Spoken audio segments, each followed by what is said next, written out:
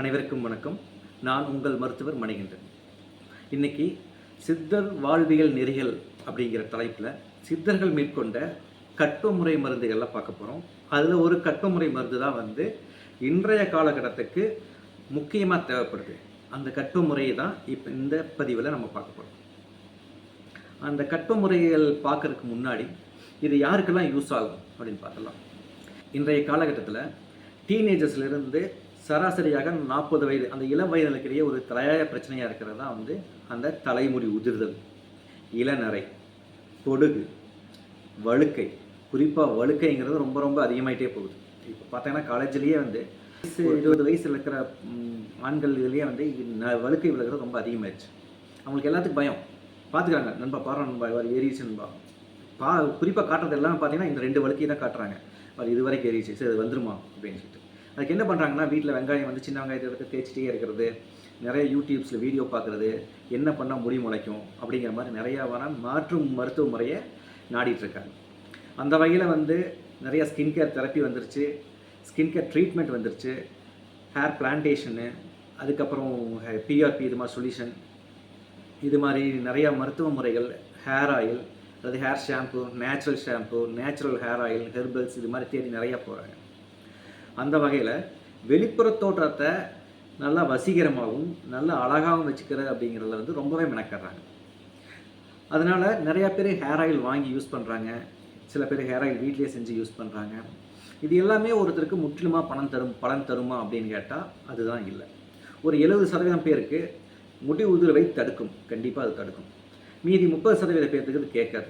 ஏன் அப்படின்னா, அந்த முடி உறுதல் எதனால் வந்தது, எந்த பிரச்சனையினால் வந்தது, எதை அடிப்படையாக கொண்டு வந்தது அப்படிங்கிறது அடிப்படைய விஷயத்தை களையாமல் நம்ம அந்த பிரச்சனையை முற்றிலுமாக சரி செய்ய முடியாது.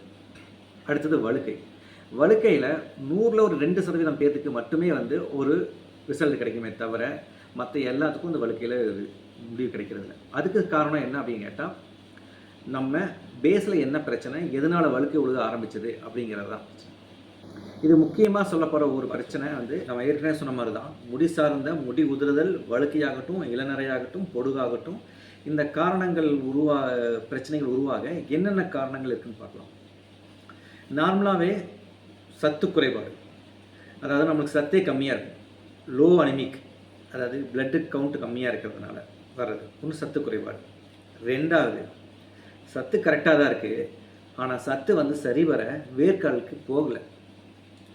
3வது, சத்தும் கரெக்டாக தான் இருக்குது, வேர்க்காலுக்கும் போகுது, ஆனால் அந்த வேர்க்கால்களும் நம்ம இரத்த குழாய்களும் இருக்கிற அந்த மிட்வீட் சந்திக்கிற ஜங்ஷன் பாயிண்ட் ஓப்பன் ஆகலை. இந்த 3 காரணம் இருக்குது. இந்த 3 காரணத்தில் சத்து குறைபாட்டை நம்ம எப்படி நிவர்த்தி பண்ணிக்கலாம்? சரியாக கருவேப்பிலை சாப்பிட்றது, பேரிச்சம்பழங்கள் சாப்பிட்றது, இது மாதிரி அத்திப்பழம் சாப்பிட்றது, இது மாதிரி இரும்பு சார்ந்த சத்து சார்ந்த மருந்துகள் சாப்பிட்டுக்கிறது. அதுக்கடுத்தது, சத்து கரெக்டாக இருக்குது, மேலே போக முடியல. அப்போ என்னென்ன பிரச்சனையாக இருக்கும்? உடலில் அதிகப்படியான உஷ்ணம் இருக்கலாம். நம்ம ஏற்கனவே பேசின மாதிரி பித்தம் அதிகமாகி அந்த பித்தம் ரத்தத்தை சுண்ட வச்சு அந்த ரத்தம் பிரெயினுக்கு கிராவிட்டிக்கல் ஃபோர்ஸ்க்கு ஆப்போசிட்டாக அடித்து பம்ப் பண்ணி மேலே போக முடியல. அப்படி போனாலும் அங்கே இருக்கிற பிளட்டில் இருக்கிற சத்துக்களை நம்ம வேர்க்கால்கள் உறிஞ்ச முடியல. அது என்ன காரணமாக இருக்கலாம்? பொடுகாக இருக்கலாம், இல்லை வேறு ஷாம்பு யூஸ் பண்ணுறோம். நம்ம இப்போ கடையில் இருக்கிற சிந்தட்டிக் ஷாம்பு இருக்கிறோம், வெளியே செய்கிற ஷாம்புகள் யூஸ் பண்ணுறோம். அதில் இருக்கிற காஸ்டிக் சோடா ஆகட்டும், அந்த அழுக்கு நீக்கிய பொருள் ஆகட்டும், அதிக காரமான பொருள் ஆகட்டும், அந்த வேர்க்காலில் டேமேஜ் பண்ணிடும். நல்லா நமக்கு எல்லாம் ஃப்ரெஷ்ஷாக இருக்குன்னு போட்டு வேர்க்காலில் டேமேஜ் பண்ணி ரொம்ப ட்ரை பண்ணி விட்டுரும். இந்த காரணத்தினால வேர்க்கால்களுக்கும் இரத்த குழாய்களுக்கும் இடையில் இருக்கிற அந்த உறிஞ்சின் தன்மை கெட்டு போட்டு இது வரலாம். இது ஃபஸ்ட்டு ஸ்டார்டிங் நடக்கும்போது முடியோட அடர்த்தி கம்மியாகும். இது அப்படியே நாளாக போகும்போது முடி உதிர ஆரம்பிக்கும். இது தொடர்ந்து போகும்போது விழுந்த முடி திரும்ப முளைக்காது. அதைத்தான் நம்ம கேப் விழுகுதுங்கிறோம்.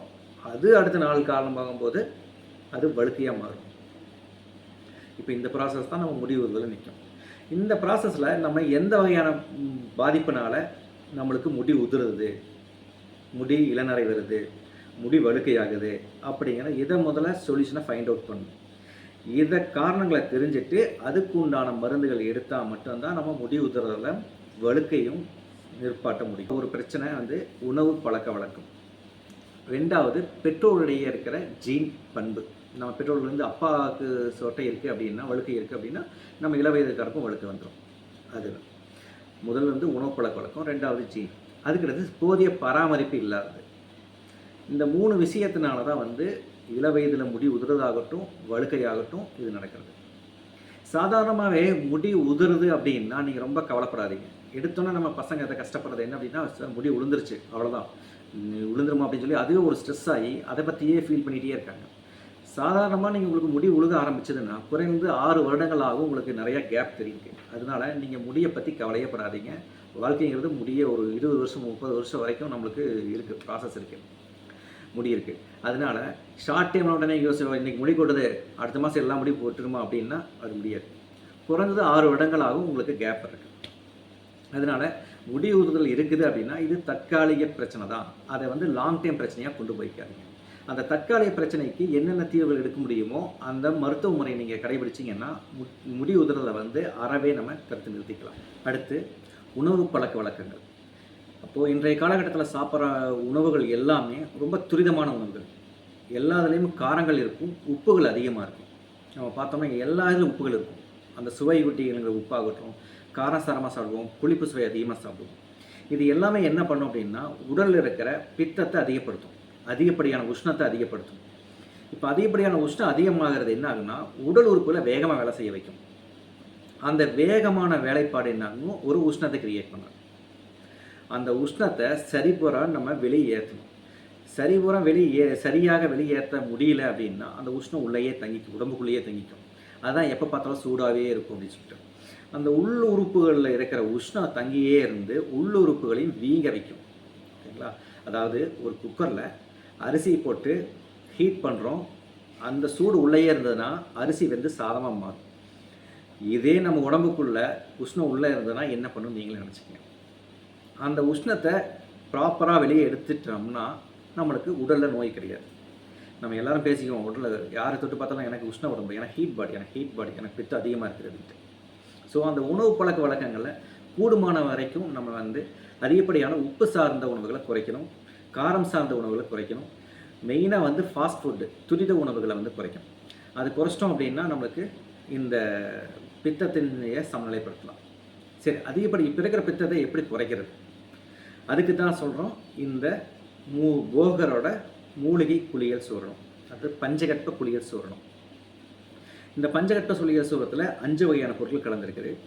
நம்ம உடலானது 5 பஞ்சபூதங்கள்னால உருவாக்கப்பட்டது. நம்ம எல்லாத்துக்குமே தெரியும். நம்ம உடல் மட்டும் இல்லை, உலகத்தில் இருக்கிற அத்தனை பொருட்கள் வந்து பஞ்சபூதங்கள்னால உருவாக்கப்பட்டது. இந்த பஞ்சபூதங்கள் தான் நிலம், நீர், நெருப்பு, காற்று, ஆகாயம். இந்த பஞ்சபூத தன்மையும் இந்த பஞ்சகற்ப குளியல் சூரத்தில் இருக்குது. 5 விதமான பொருட்கள், 5 ஒவ்வொரு வகையான பூதத்தை குறிக்குது. இப்போது போகர்கள், அதாவது சித்தர்கள், அவங்க இருக்கும்போது தவ வாழ்க்கையை மேற்கொள்ளும் போது ஞான மார்க்கத்துக்கும் போனாங்க, யோக நெறியில் வாழ்ந்தாங்க.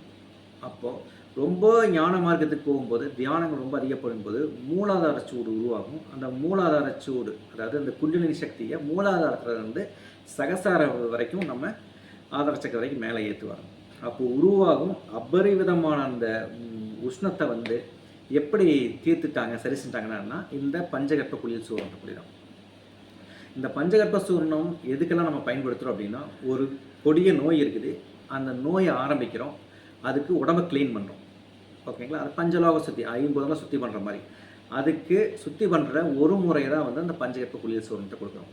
அதாவது நம்ம மேல் வயிறுக்கு வாந்தியாக கொடுக்குறோம், பேதி கொடுக்குறோம், அடிவயிறுக்கு இருக்கிற குடல் இருக்கிற கழிவுகளை வெளியே வைத்து கொடுக்குறோம், நசியம் கொடுக்குறோம், கலிங்கம் விடுறோம், அதுக்கப்புறம் காதுக்கு தைலம் விட்டுக்கிறோம்.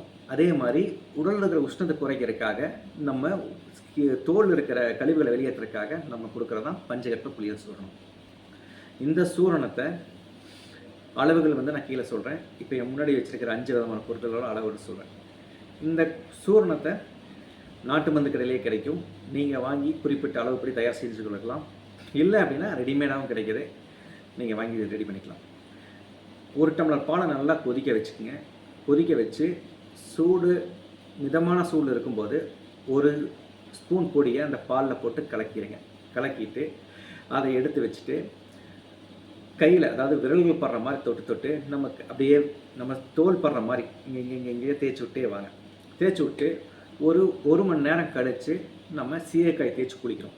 குளிச்சிட்டோம் அப்படின்னா இருக்கிற உஷ்ணம் எல்லாம் வெளியே போயிடும், தோல் வியாதி ரெடி ஆகிடும், முடி உதிர்தல் அறவே நின்றும். வழுக்கையில் இருக்கிறவர்களுக்கு இதை விட சிறந்த தீர்வு கிடையாது. ஸோ யாரெல்லாம் வழுக்கை விழுந்துருச்சு, நீங்கள் மருந்து நான் எடுத்துக்கிறேன், ஹேர் ஆயில் தடவிக்கிறேன் அப்படின்னா முதலாக இதை நீங்கள் யூஸ் பண்ணிட்டு தான் அதுக்கடுத்து ஹேர் ஆயில் போகணும். இது கூட இப்போது உள் மருந்து சாப்பிடாம நம்ம முடி வழுக்கையானவங்களுக்கு முடி வளர வைக்க முடியாது. அந்த உள் மருந்து தான் நமக்கு தெரிஞ்ச மாதிரியே திரிப்பலான்னு சொல்லிட்டு, அது ஒரு கட்டோ மருந்து. கடுக்காய், நெல்லிக்காய், தாண்டிக்காய், இது மாத்திரை வடிவிலையும் கிடைக்குது, சூரண வடிவிலையும் கிடைக்குது. இப்போது நம்ம முடி உதிர்தலுக்கு மருந்து எடுத்துக்கிறோம். வெளிப்புறமாக எண்ணெய் எடுக்கிறோம், முடி உஷ்ணத்தை குறைக்கிறதுக்கு பஞ்சகட்ட சூரணத்தை எடுத்துக்கிறோம். அந்த சூர்ணம் இல்லாமல் அந்த திரிபிலா மாத்திரை அப்படிங்கிற மாத்திரையை காலையில் ஒரு வேளை, இரவு காலையில் உணவுக்கு முன்னாடி 2 மாத்திரையும், நைட்டு உணவுக்கு பின்னாடி 2 மாத்திரையும் சாப்பிட்டு வரும். இந்த மாத்திரையை 3 மாத காலம் வரைக்கும் சாப்பிட்லாம், எந்த பிரச்சனையும் வராது. தொடர்ந்து சாப்பிட்றனால எந்த பிரச்சனையும் வராது. இது உடலில் இருக்கிற கழிவுகளை வெளியேற்றிட்டே இருக்கும், நச்சுகளை வெளியேறும். அது மூலிமா ஒரு ரத்தம் சுத்தமாகும். ரத்தம் வேர்க்கால்களுக்கு நல்ல ரத்தம் போகும். அதை யூஸ் பண்ணும்போது நம்மளுக்கு நல்லாவே முடிக்கு உண்டான சத்தை கொடுத்து முடி உறுதலை நிறுத்தும். அதுதான் சத்து குறைபாட்டினால வர்ற இது. அதுக்கடுத்து கரிசாலை லேகியம். கரிசாலை லேகியம் ஆகட்டும், கரிசாலை நெய் ஆகட்டும், கரிசாலை சூர்ணமாகட்டும், இல்லை கரிசாலை கட்டம் ஆகட்டும், இந்த கட்ட முறையில் நீங்கள் ஏதோ ஒரு விதத்தில் உள்ளெடுத்துக்கணும். கரிசாலையை, லேகியம், சூரணம், மாத்திரை, கட்டம், இந்த 4 முறையில் ஏதோ ஒரு வகையில் கரிசாலையை உள்ளே எடுத்துக்கிட்டீங்க அப்படின்னா உங்களுக்கு முடி உதிர்தல் அறவே நிற்கும். வழுக்கையில் கண்டிப்பாக முடி முளைக்கும். ஜீன் தவிர மற்ற தோல் வியாதியினால் வந்தது அல்லது சத்து குறைபாட்டினால முடி உதிர்தல், வழுக்கை வர்றதெல்லாம் கண்டிப்பாக இந்த மருத்துவ முறைகளில் இருக்கும்போது இருக்கும். ஸோ இந்த பஞ்சகற்ப சூரணத்தை நீங்களும் வாங்கி பயன்பெறுங்க. உங்கள் பக்கத்தில் இருக்கிற நாட்டு மருந்து கடையிலே கிடைக்கும்.